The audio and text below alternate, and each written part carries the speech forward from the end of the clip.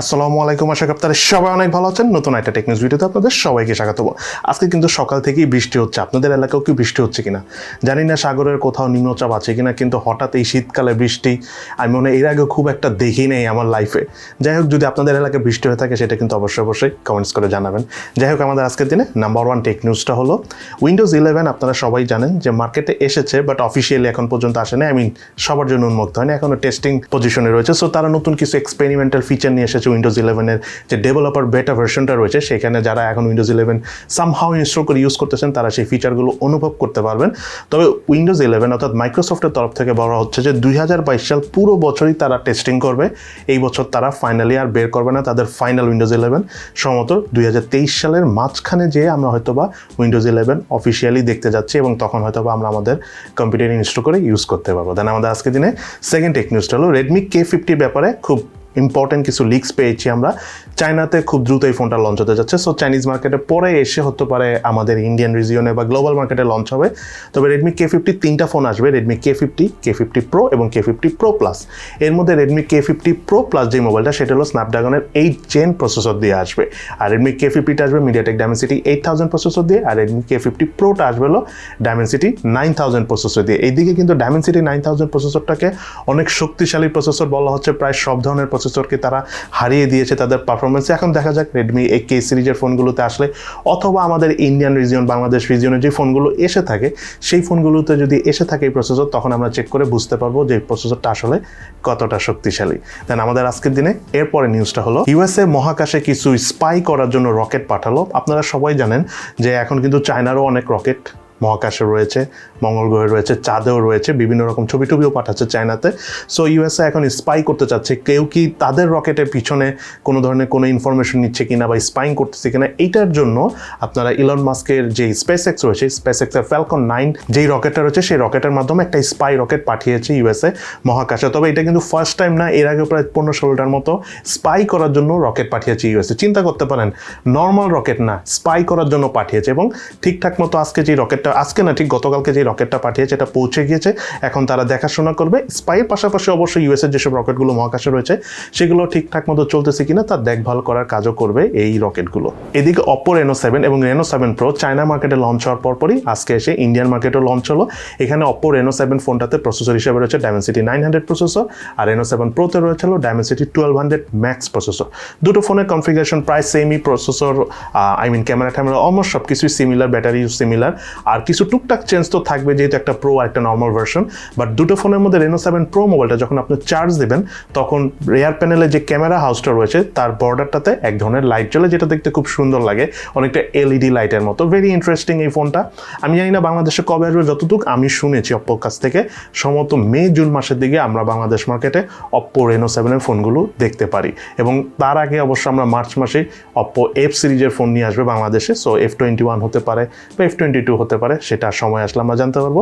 সেই সিরিজের ফোনগুলো Reno 7 এর আগে বাংলাদেশ মার্কেট আমরা দেখতে পাবো। এদিকে iQoo 9 হঠাৎ করে ফেব্রুয়ারি মাসেই ইন্ডিয়ান রিজিয়নে লঞ্চ হতে যাচ্ছে, এবং সত্যি কথা বলতে আমিও খুব অবাক হচ্ছি যে এত তাড়াহুড়া করে কেন iQoo 9 আসতেছে। iQoo 9-এরও 3টা ফোন আসবে, iQoo 9, iQoo 9 Pro, এটা সম্ভবত iQoo 9 Pro Plus বা সামথিং। একটা ফোন আসবে স্ন্যাপড্রাগনের 8 জেন প্রসেসর দিয়ে, বাট বাকি দুটো কোন প্রসেসরে আসবে সেটা জানি না। তবে iQoo 9 যেটা চায়নাতে লঞ্চ হয়েছে সেম কনফিগারেশনে আমাদের এই ইন্ডিয়ান রিজিয়নে আসবে না, এটা তারা কনফার্ম করে দিয়েছে। জাস্ট একটাতে 8 Gen 1 প্রসেসর দিয়ে আসবে, বাদ বাকি এটা আমরা কিছুদিন পর জানতে পারবো। এবং এই ফেব্রুয়ারি মাসেই হতে পারে শেষের দিকে যে ইন্ডিয়ান রিজিয়নে iQoo 9 ফোনটা লঞ্চ হবে। iQoo যদি বাংলাদেশে আসতো খুব ভালো হতো। iQoo একমাত্র ব্র্যান্ড যে ব্র্যান্ডের ফোন খুব একটা বাংলাদেশে আসে না, আগে যদিও আসতো টুকটাক, এখন তাও আসে না, কেন জানি আমি বুঝি না কেন আসে না। হয়তো এক্সপেন্সিভ ফোন দ্যাটস হয়তো পারে এই ফোনগুলো খুব একটা দেখা যায় না, ইভেন আনঅফিসিয়ালও কিন্তু খুব একটা আমরা দেখতে পাই না iQoo সিরিজের ফোন।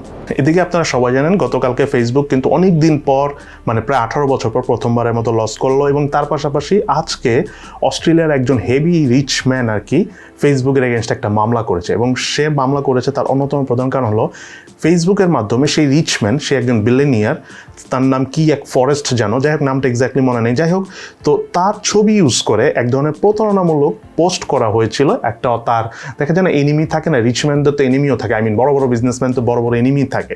সো দেখা যাচ্ছে সেই এনিমি গ্রুপ তার ছবি ইউজ করে এক ধরনের পোস্ট তৈরি করে সেটা ফেসবুকের মাধ্যমে অ্যাডভার্টাইজমেন্ট করেছে, বাট ফেসবুকের যে অ্যাডভার্টাইজমেন্ট বা ফিল্টারিং সিস্টেম রয়েছে সেটা ধরতে পারেনি। সো আলটিমেটলি সে বিলিয়নিয়ারের অনেক ক্ষতি হয়েছে।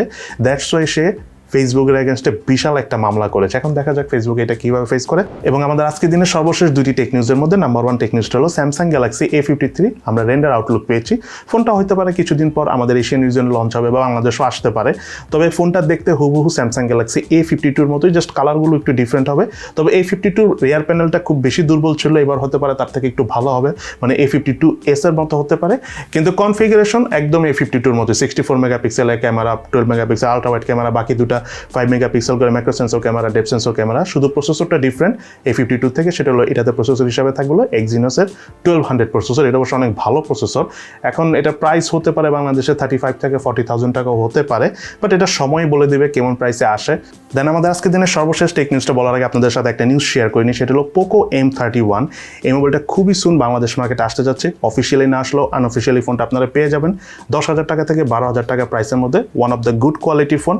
খুবই সুন আমাদের চ্যানেলে রিভিউ আসবে, তখন অবশ্যই আপনারা জেনে নিতে পারবেন এই ফোনটা কেমন। যাই হোক, আমাদের আজকের দিনে যেটা সর্বশেষ নিউজ সেটা হলো ইংল্যান্ডের একদল গ্রুপ, লিডস ইউনিভার্সিটির তারা রিসেন্টলি একটা সিস্টেম আবিষ্কার করেছে বা একটা টেকনোলজি আবিষ্কার করেছে, যেটা আর্টিফিশিয়াল ইন্টেলিজেন্সের মাধ্যমে আপনার চোখ দেখে তারা বলে দিতে পারবে যে আপনার হার্টের প্রবলেম রয়েছে কিনা।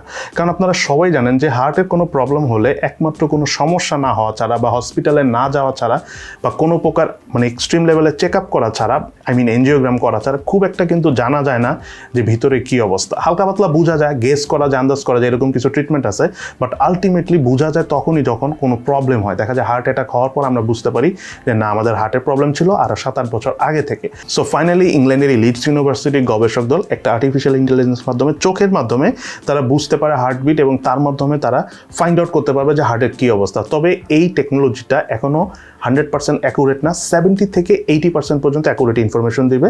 তবে ডে বাই ডে আরও ইমপ্রুভ হবে, হতে পারে 3-4 বছর পর 100% অ্যাকুরেট ইনফরমেশন আমরা পেতে পারবো। কারণ হার্টের ব্যাপারটা আসলে খুবই কমপ্লিকেটেড। হার্টের সমস্যা হওয়ার আগ পর্যন্ত আসলে হার্টের ইস্যুটা বোঝা যায় না এবং সেই অনুযায়ী কোনো কাজও কিন্তু করা যায় না। সো এটা যদি সলভ হয়, অনেক বড় একটা যুগান্তকারী সলিউশন হবে এই জমানার জন্য। সো আজকে তাহলে এই পর্যন্তই। সবাই ভালো থাকেন, সুস্থ থাকেন, ইনশাল্লাহ দেখা হবে ফিউচারে।